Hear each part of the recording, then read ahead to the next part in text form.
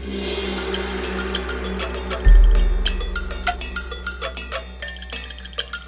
guys, it's Julie, a model traveler here in Bali. We have officially been here a week, and I just want to talk to you a little bit about this island, the island of the gods, as they call it. Okay, first of all, if I were a dog, I would seriously be in heaven. There are dogs everywhere, wild dogs. And when I say wild, I don't mean they're gonna bite your leg off. I just mean they don't belong to anybody. They're just roaming the island and just happy and carefree. And they are so streetwise, you could tell. If I took a dog from the States and brought it here to Bali, it wouldn't last 10 minutes here with the traffic and the craziness. These dogs know how to fend for themselves. We have seen maybe 2 cats so far since we've been here. If I were a cat, I would think that God is playing a horrific trick on me by dropping me in the middle of this island of dogs. So that's very interesting to see. But the culture here is so amazing. The people, I don't think I've ever met a friendlier, warmer culture. You know, Hinduism is at the center and the forefront of their daily lives. There are over 20,000 temples here. And what I didn't know about the temples, every home has its own temple. So they worship and pray before they leave the house every day. And so every home has an individual temple, and then every village has a temple. And you can tell they're much larger, a little bit more ornate. And then they have, obviously, the larger temples throughout the island as well, and they have really big ceremonies maybe twice a year where, you know, as many people from the island that will fit will come and celebrate a couple times a year. So it's just really neat to see. One of the things that I've noticed too is they make offerings every single morning at all of the temples throughout the island and at their individual homes. So they're just little square baskets, but they have flowers and they burn incense, and it's their way of praying to their God every morning and setting that out. So when you drive around town, you see these little square baskets with these colorful flowers and incense on every single storefront, in front of every single home. It's just part of their daily routine, and I really appreciate, you know, whether you believe in everything that they believe in or not, it doesn't really matter. I appreciate and respect how much dedication they have for their religion, and how much it's such you know, a part of their daily lives. And you can tell by, I think, just their demeanor. I mean, one of the things that's so crazy about this island is the driving. And we had read before we came down, because we thought, oh, let's get a scooter. Won't that be fun? And then we read a lot of articles that said, yeah, no, that won't be fun. By all means, do not do that. And so we took that advice and have been hiring drivers or just bicycling around, you know, not in the larger cities, but just around our villa. And we're so glad that so far we have not chosen to get a scooter. I know a lot of people do it and they love it. It's just so crazy here. There's no street lights or street signs. I think we've seen maybe 2 or 3 street lights the entire week that we've been here. There's really no rules, which maybe is why it's organized chaos and it seems to work. We don't see any accidents. People are coming and going. You will definitely see some footage of the amount of scooters and motorcycles that dominate the island. I mean, it's really the only way to get around, because once you're in a car, you're stuck in traffic, and it might take you 3 hours to go 30 miles. So I can see why scooters are really the way of life here. You wouldn't be able to get anywhere, you know, without them. But it's pretty crazy. That's part of why travel is so much fun, because you get to see how people go about their daily lives. One of the other things that we've talked to with drivers who kind of showed us around the island for the day is that there's no, basically what we would say in the States is road rage. People don't get upset here.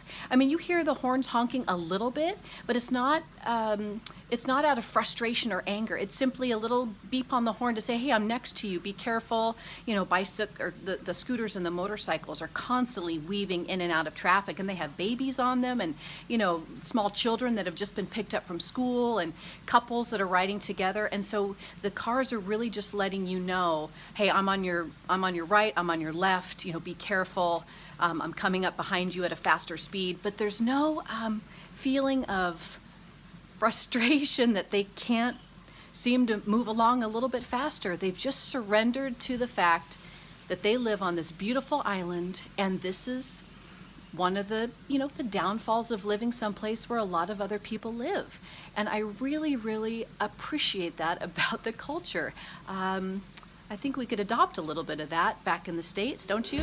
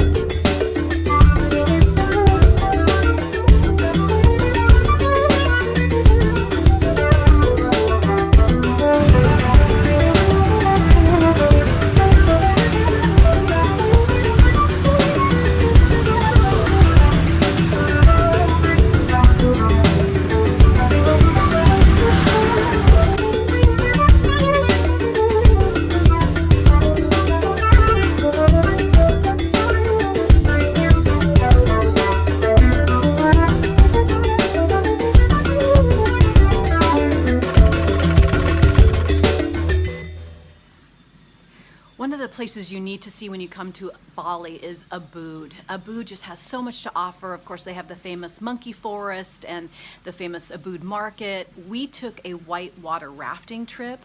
That was so much fun. Our guide was great. We rafted with a couple from Greece who were on their honeymoon, who were really fun. And of course, there are rafts that try to race you when we're splashing each other, and there are waterfalls along the way. And so they're, the driver's making sure that you get up underneath the waterfall and just get soaking wet. And it's all along the Agung River. And it's just so beautiful. It's so tropical, and you can hear the birds, and there's carvings in the sides of the rocks. Really amazing. So I would highly recommend a whitewater rafting trip here. And then after we did that, we went to the famous Ubud market, and man, you need to put your big girl panties on and get ready to haggle, because the market is so crazy and it's so full. Everybody kind of sells the same things, and there's, some of the shops have a little bit something different to offer, but sarongs and dresses. In fact, I got this one for $12. There you go. That was my first real shopping experience, and I haggled a little bit, but I need to get better at it. We bought, probably 25 items for under $140. So everything averaged, $5 to $6. So many cute things. So it's definitely something worth checking out, if not just to see the craziness that is the Ubud market. Oh, that was a big bee. Do you see that? They have the biggest bumblebees here. They're crazy. Anyway, okay. The other thing that's really amazing here is the food. I don't think that comes as any surprise to anybody who has spent any time in Indonesia. They're known for their cuisine. Obviously, the rice fields are one of their, greatest natural resources and exports, and so a lot of white rice, a lot of fried rice. Nasi goreng is a famous dish here, which is really just fried rice with, pork or chicken or seafood. But just the way they prepare it, a lot of sattés with delicious peanut sauces, coconut soups. We went to the beach and they chopped a coconut right there in front of us, and you just drink right out of the coconut. The coconut water is so delicious here, and they'll put a little lime in there for you if you'd like. So I definitely recommend the food here. Try a little bit of everything.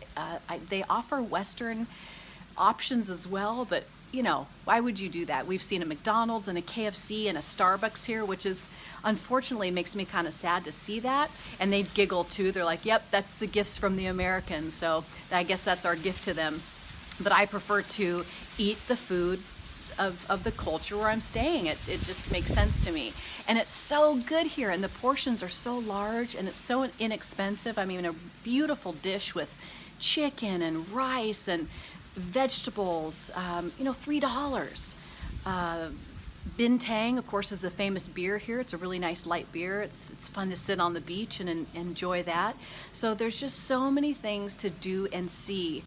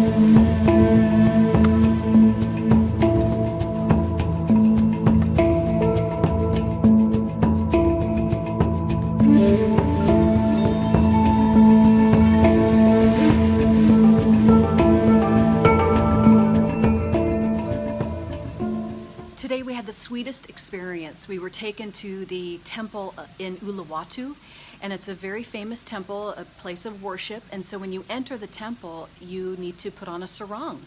And so they tie sarongs on both the men and the women, and the children, and you walk around this beautiful temple. Well, we had the sweetest elderly gentleman by the name of Maide, and he wanted to walk with us. He didn't really speak any English, but he wanted to take us to all the little famous places to take the best photographs. So he walked us all the way through, and he had peanuts in his pocket, and he gave them to me so that I could feed the monkeys. Man, what an experience.